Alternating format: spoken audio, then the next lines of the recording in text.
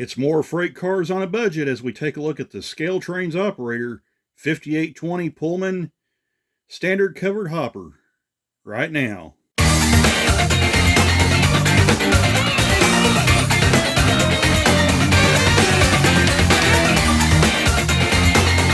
All right, we're here to review the 5820 cubic foot Pullman standard covered hopper. These are the Scaletrains operator versions. There is also a rivet counter version of this car as well that we'll take a look at later on in the video. But just a quick tour of the box here. Nice sturdy cardboard box with a nice big window where you can see the model inside. Nice presentation here. We got two different road names here. We got the Exxon Mobil and the Gulf Oil road names right here in the boxes. We got one that's unboxed that we'll actually go over. But like I said, very nice presentation, very sturdy boxes, should protect the models very nicely in storage and transport. Now, these two particular cars right here, I picked up during the Scaletrains Father's Day sale that is currently going on.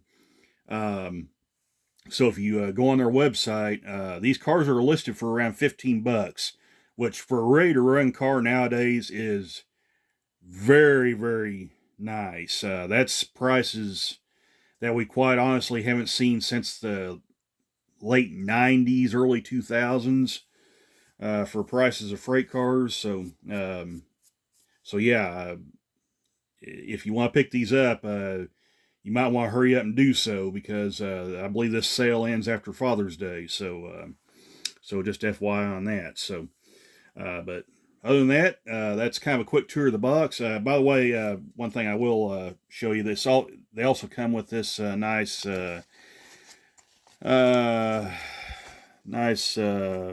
little booklet here, which includes the exploded parts diagram as well. There's a quick look at that. So I kind of got it upside down, but there we go. So yeah, there's the parts diagram. There we go. We'll just turn the light on where you can see that a little bit. But there's a nice exploded parts diagram of the car right here. Looks very, very nice. So, all right, that'll take a look at the box of this car. Why you say we take a look at the ready run car? Why you say we take a look at one of the cars that's unboxed, if I can say that right. So hang on just a second. We'll be right back, and we'll start reviewing the car. Okay, we got one unboxed here. This is one I actually picked up from an earlier run last year, but late last year, I should say. But very, very nice, very, very nice looking model. Now, the operator versions of these cars do not have the level of detail that the rivet counter car has. It's more or less just a one body style fits all, so it is going to lack a lot of the stuff that the more detailed rivet counter car. And like I said, we'll kind of look at the two side by side. We got the rivet counter car sitting right back here, so we'll take a look at both those here in a little bit. But just kind of a quick tour of this car. We'll start here at the A end of the car here. So, like I said, not a whole lot of detail, but it is a very nice solid model. You do have a separately applied grab iron right up here on top. Looks very nice. The walkway tread on the top of the car is plastic. It is not etched metal like the rivet counter. Again, more entry-level car, more budget-friendly car as well. Same with the little end platform right here as well. That's also a plastic piece, but it is actually separately applied here, so looks very good. You notice also no coupler cut levers or air hoses or anything like that, and you have a plastic coupler, whereas the rivet counter uses a metal coupler. So yeah, plastic type E coupler right there. You can change these out, put KDs in if you so desire, but that looks good. Nice spring action there, and the coupler looks good. Layer detail, like I said, looks pretty good, nice and solid. Come down the side of this car here. Printing and labeling is all very, very nice right here. Everything appears to be readable and legible under magnification. However, like I said, the rivet counter car will have more printing and labeling on it, but or at least more. How am I trying to say this? It'll be more accurate to the prototype, I guess is what I'm trying to say. But what is here is very, very nice. Looks really good. There's your 36-inch wheels with the trucks. Looks very good. No rotating bearing caps also, unlike the rivet counter car. But looks very nice right here. Very free rolling car. It's got a lot of good weight to it too, so it tracks really well. So we'll come down the side of this guy here. Again, paint and decaling all looks really good on this car. This one here, decorated for the, I hope I'm pronouncing this right, the Novamont Corporation Mopeling polypropylene. That's a mouthful right there. But anyway, it's the PLCX markings on this car, but it looks very, very good. Lettering really stands out on the side. Come down to the other end, and by the way, the chute detail also looks really good on the bays right here. The door detail on the bays here looks really good. So come down the other end.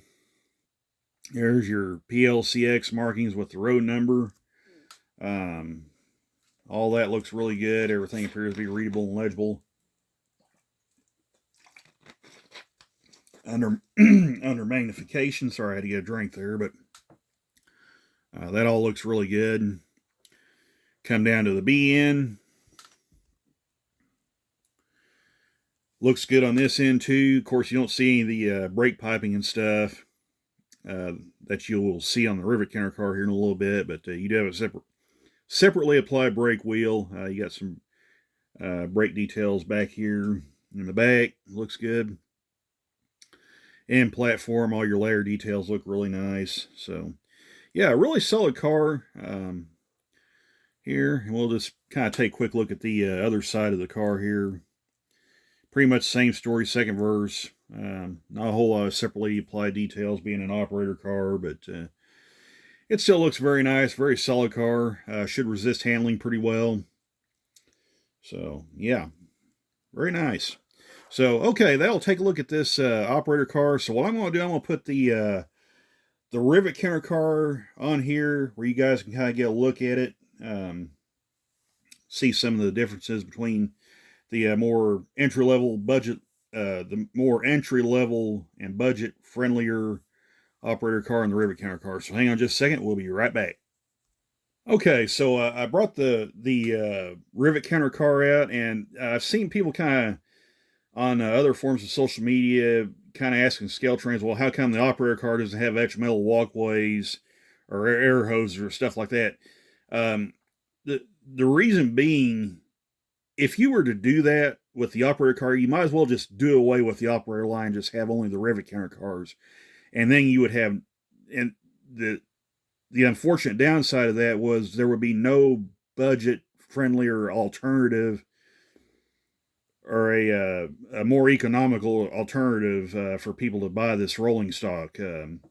If you would just have to force them to buy the rivet counter model.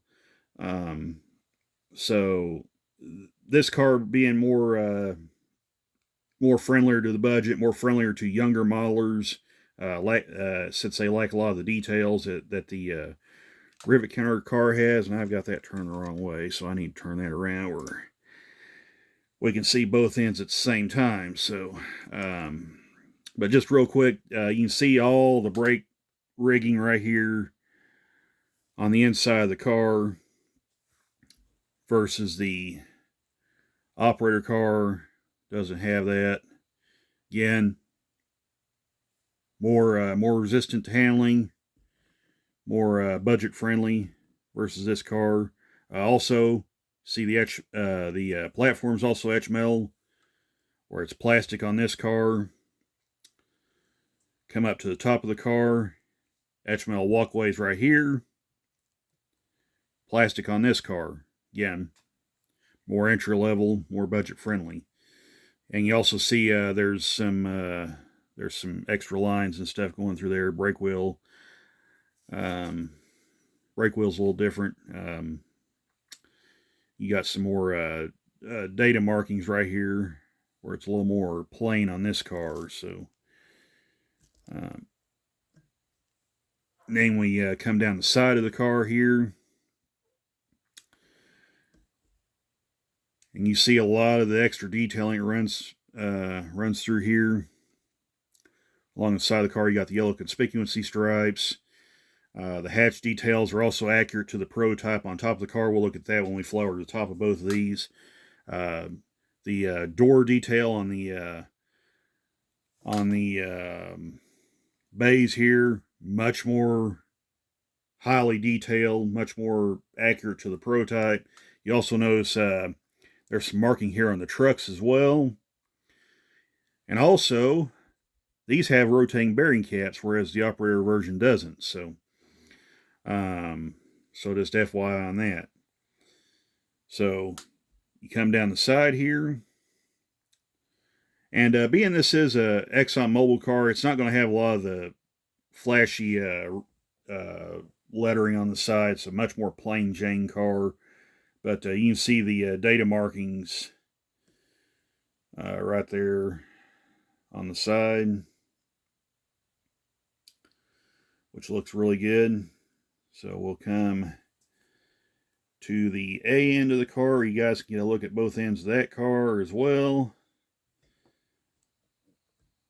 So you can kind of see that a little better. And also, this is also important. I mentioned earlier, this is a plastic coupler. This has the rivet counter coupler, which is metal. You can also see the air hose right there as well. Coupler cut lever. Again, that's omitted on the operator car. Etched metal platform right here. You got some extra railings right here. That's also omitted from this car. Now, just as a side note, Scaletrains does sell an upgrade kit, a detail upgrade kit for these cars. So if you do wish to add more detail to the car, you can with the upgrade kit. So just FYI on that. But also separately applied grab irons right here on the end ladders.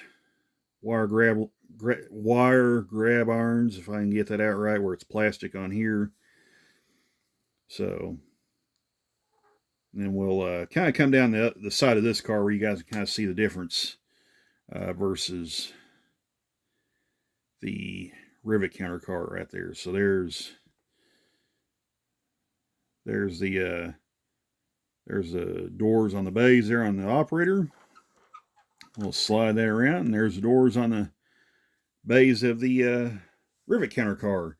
So I'm going to take the camera off. We're going to fly over the top of these where you guys get a look at both of these side by side and see some of the differences there.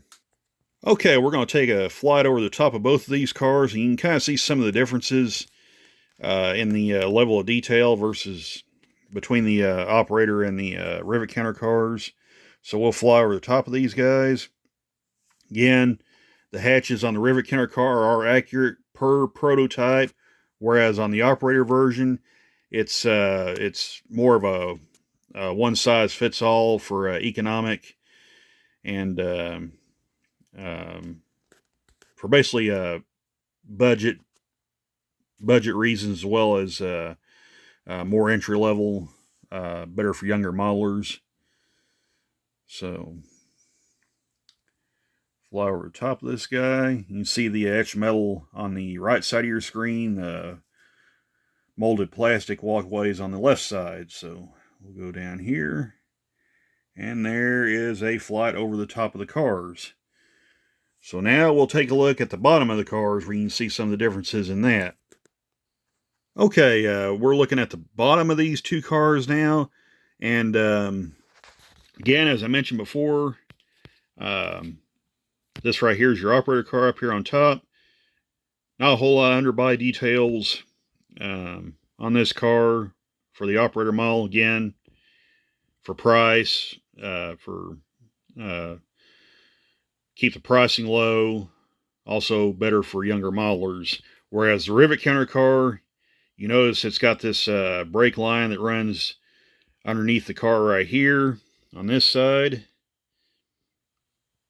The bays are a lot more detailed as well. But they do have, both cars do have some nice printing on here. There's a lot of nice printing on the bays, even on the operator car, and that is all nice and readable and legible. Again, same with the rivet counter car on the Exxon Mobil version. So that looks really, really good. So, and you can also kind of see the trucks a little better with the spinning bearing caps right there, whereas the operator car doesn't have spinning bearing caps. But anyway, I'll take a look at the review on this operator car, and also a little bit of a comparison between the rivet counter and the operator as well. Just kind of show you guys some differences in that. So I'm going to set these guys back up here like so. So yeah, I'll take a look at these cars. Hope you guys enjoyed the video. We got some more stuff coming down the pike, hopefully, and so yeah, just really appreciate everybody watching, checking out the channel, and we will catch you guys in the next video. So take care, all. Bye for now.